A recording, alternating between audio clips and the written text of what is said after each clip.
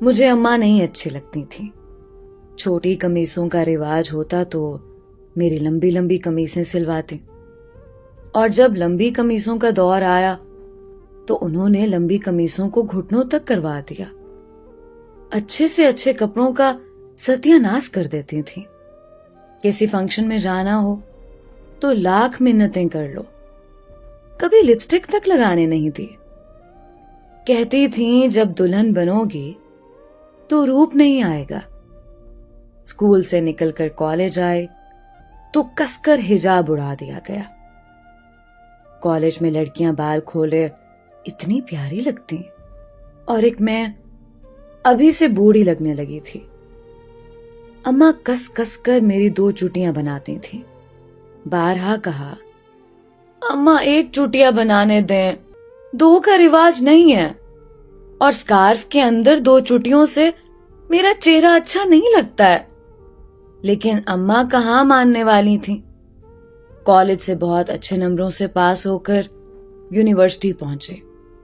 سوچا اب میں بڑی ہو گئی ہوں، یہاں کچھ منمانی کروں گی. لیکن اماں نے یہاں بھی میری جان نہیں بخشی، حد ہی کر دیتی تھی. رات کو میرے سر میں تیل کی پوری بوتل انڈیل دیتی، کہتی کہ پڑھائی کی محنت سے بال نہ جھڑ جائیں. مجھے ان سے سخت چڑ ہونے لگی تھی. مجھے اماں بالکل بھی اچھی نہیں لگتی تھی. یونیورسٹی میں اتنے اچھے اچھے اونچے سٹینڈرڈ کے لڑکے لڑکیاں نظر آتے تھے. بہت سے لڑکی اور لڑکیوں کی جوڑیاں بھی بنی ہوئی تھیں، مگر میری طرف مجال ہے کہ کوئی متوجہ بھی ہو جائے، کیونکہ میرے سر سے کڑوے تیل کی بھبک آتی تھی. ایک لڑکا تھا یونیورسٹی میں، نہ جانے اس لڑکے میں کیا بات تھی کہ اس کے ارد گرد لڑکیوں کا جمع غفیر رہتا تھا. میری بھی یہ خواہش ہونے لگی کہ میں اس کی دوست بن جاؤں، مگر وہ تو میری طرف دیکھتا بھی نہیں تھا. اس وقت میری ایک سہیلی نے یہ کہا کہ دیکھو، یاد رکھنا، تم جیسی ہو اسی طرح کے لوگ تمہیں ملیں گے. میں نے اس حقیقت کو تسلیم کر لیا اور پوری طرح پڑھائی میں مصروف ہو گئی. وقت گزرتا گیا اور پڑھائی مکمل ہوئی. رزلٹ آ گیا. یونیورسٹی میں میرے علاوہ ایک اور لڑکے نے ٹاپ کیا تھا، جسے آج سے پہلے میں نے کبھی دیکھا بھی نہیں تھا. میری سہیلی کا کہنا سچ ثابت ہوا، اور میری شادی میرے جیسے اسی ٹاپر لڑکے سے ہو گئی، جس کو یونیورسٹی میں کوئی جانتا بھی نہیں تھا. اب ہم دونوں کی ایک پیاری سی بیٹی ہے. میری جو خواہشات میرے دل میں رہ گئی تھیں، میں ان کو اپنی بیٹی کو سجا سنوار کر پورا کر رہی تھی. جب لوگ اسے ستائشی نگاہوں سے دیکھتے، میں باغ باغ ہو جاتی. اب وہ بڑی ہو رہی تھی. اس کی چال ڈھال میں مجھے ادائیں نظر آنے لگی.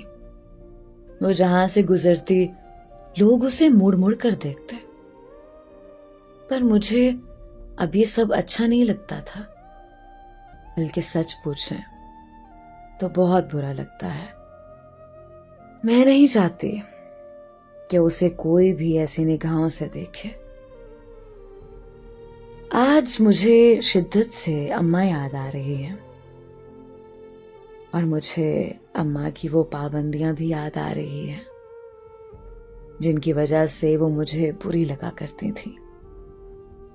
آج مجھے ان کی اپنے اوپر لگائی ہوئی پابندیوں پر فخر محسوس ہو رہا ہے. اب اماں مجھے بہت اچھی لگ رہی ہے. میں نے اپنی بیٹی کو ابھی اپنے پاس بلایا ہے، اسے زندگی کا یہی راز سمجھانے کے لیے کہ بعض معاملات میں ماؤں کی طرف سے پابندیاں بچیوں کے وقار اور عزت میں اضافہ کرتی ہیں اور انہیں سرخرو کرتی ہیں.